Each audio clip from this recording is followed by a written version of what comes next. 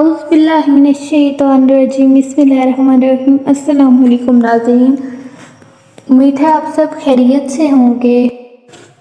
آج کی ویڈیو میں آپ سے ایک بہت ہی دلچسپ واقعہ شیئر کروں گی جو کہ ایک بادشاہ اور اس کے استاد کا واقعہ ہے اور بہت ہی دلچسپ ہے۔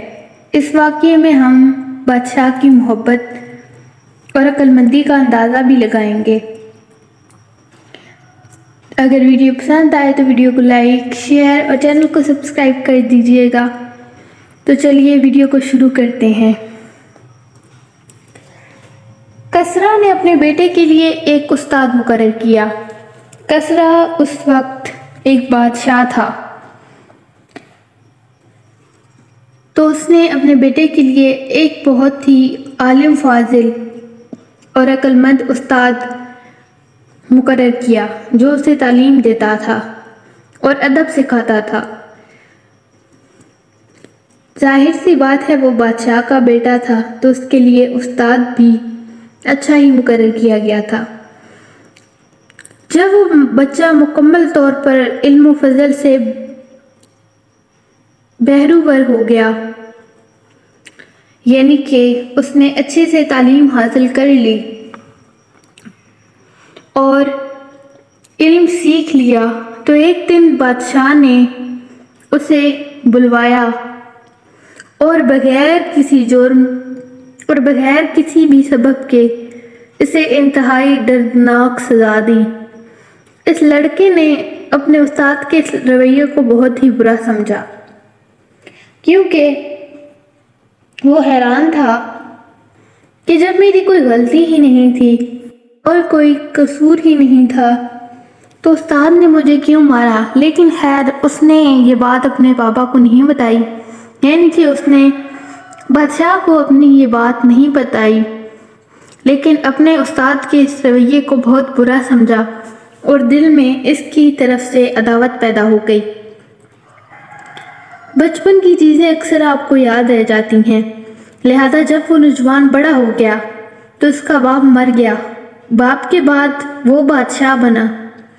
بادشاہی سنبھالتے ہی اس نے اپنے استاد کو بلوایا اور ان سے پوچھا کہ آپ نے فلاں دن بغیر کسی جرم اور بغیر کسی سبب کے مجھے انتہائی دردناک سزا کیوں دی تھی۔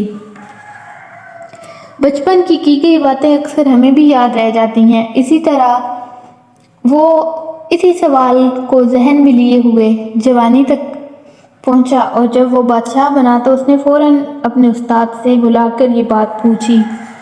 اس کی یہ بات سن کر اس کے استاد نے کہا کہ اے بادشاہ، جب تم علم و فضل کے کمال تک پہنچ گئے تھے تو مجھے معلوم ہو گیا تھا کہ باپ کے بعد تم بادشاہ بنو گے۔ میں نے سوچا تجھے سزا کا ذائقہ اور ظلم کی تکلیف سے واقف کر دوں تاکہ تم اس کے بعد کسی سے ظلم نہ کرے۔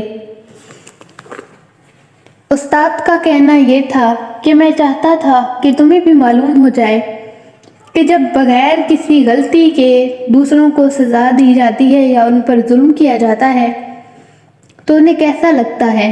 اس لیے میں نے تمہیں سزا دی تاکہ تم اس بات کو یاد رکھو کہ یہ انتہائی دردناک چیز ہے اور لوگوں پر ظلم کرنا ایک غلط بات ہے۔